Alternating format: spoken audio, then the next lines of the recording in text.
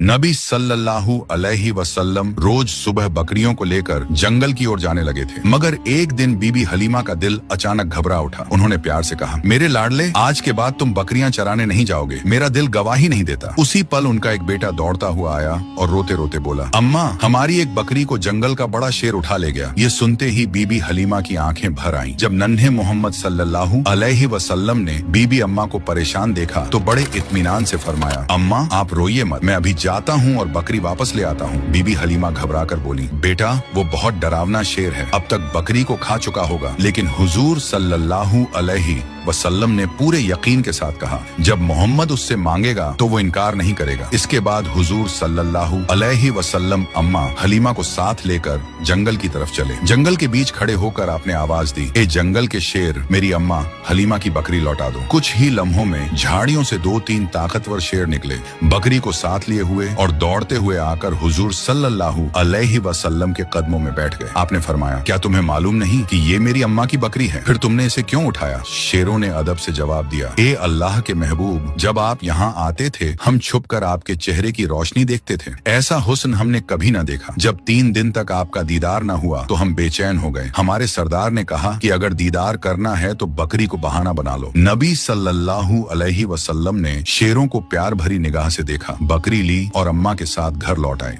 जब यह वाकया लोगों तक पहुंचा तो हर तरफ हैरत फैल गई। लोग कहने लगे, हलीमा का 3 साल का बेटा शेर से बकरी वापस ले आया। सब समझ गए कि यह कोई मामूली बच्चा नहीं है। इस तरह बचपन से ही नबी सल्लल्लाहु अलैहि वसल्लम की शान और पहचान बढ़ती चली गई। उसी दौरान एक दिन रेगिस्तान की हवा कुछ बदली बदली सी थी। बीबी हलीमा की झोपड़ी के पास बच्चे खेल रहे थे और नन्हे मोहम्मद सल्लल्लाहु अलैहि वसल्लम भी उनके साथ मासूमियत से खेल रहे थे। अचानक खेलते खेलते आपका चेहरा सफेद पड़ गया और आप जमीन पर गिर पड़े। उसी वक्त आसमान से 2 फरिश्ते उतरे। उनके हाथों में चांदी का तसला था जिसमें बर्फ और झमझम पानी भरा हुआ था। उन्होंने नरमी से हुजूर सल्लल्लाहु अलैहि वसल्लम को उठाया, लिटाया और सीना मुबारक खोला। डर के मारे बच्चे भागते हुए बीबी हलीमा के पास पहुंचे और चिल्लाकर बोले, अम्मा, मोहम्मद के साथ कुछ अजीब हुआ है। बीबी हलीमा और उनके शौहर हारिस घबराकर दौड़े और देखा कि नन्हे मोहम्मद सल्लल्लाहु अलैहि वसल्लम जमीन पर लेटे हुए हैं। आगे की कहानी जानने के लिए पार्ट 4 जरूर देखें।